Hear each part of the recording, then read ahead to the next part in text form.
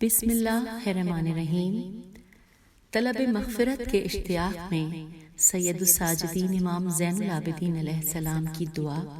اردو ترجمہ۔ اے اللہ، رحمت نازل فرما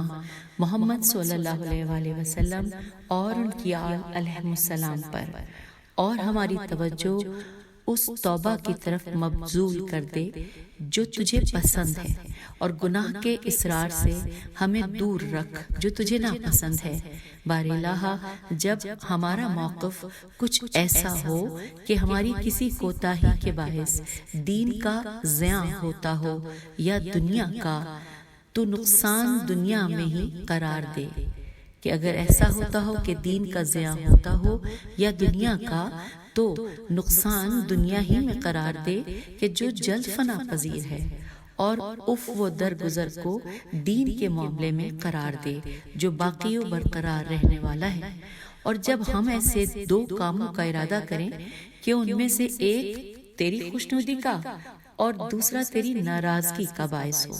تو ہمیں اس کام کی طرف مائل کرنا جو تجھے خوش کرنے والا ہو، اور اس کام سے ہمیں بے دست و پا کر دینا جو تجھے ناراض کرنے والا ہو، اور اس مرحلے پر ہمیں اختیار دے کر آزاد نہ چھوڑ دے، کیونکہ نفس تو باطل ہی کو اختیار کرنے والا ہے، مگر جہاں تیری توفیق شامل حال ہو، اور برائی کا حکم دینے والا ہے مگر جہاں تیرا رحم کار فرما ہو۔ بار الہ، تو نے ہمیں کمزور اور سست بنیاد پیدا کیا ہے،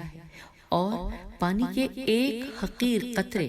نطفے سے خلق فرمایا ہے۔ اگر ہمیں کچھ قوت و نصرت حاصل ہے تو تیری قوت کی بدولت، اور اختیار ہے تو تیری مدد کے سہارے سے، لہذا اپنی توفیق سے ہماری دستگیری فرما، اور اپنی رہنمائی سے استحکام و قوت بخش، اور ہمارے دیدہ دل کو ان باتوں سے جو تیری محبت کے خلاف ہیں نابینا کر دے، اور ہمارے اعضاء کے کسی حصے میں معصیت کے سرایت کرنے کی گنجائش پیدا نہ کرنا۔ بار الہ، رحمت نازل فرما محمد صلی اللہ علیہ وآلہ وسلم اور ان کی آل علیہ السلام پر، اور ہمارے دل کے خیالوں،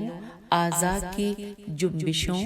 آنکھ کے اشاروں اور زبان کے کلموں کو ان چیزوں میں صرف کرنے کی توفیق دے جو تیرے ثواب کا باعث ہوں، یہاں تک کہ ہم سے کوئی ایسی نیکی چھوٹنے نہ پائے جس سے ہم تیرے اجر و ثواب کے مستحق قرار پائیں،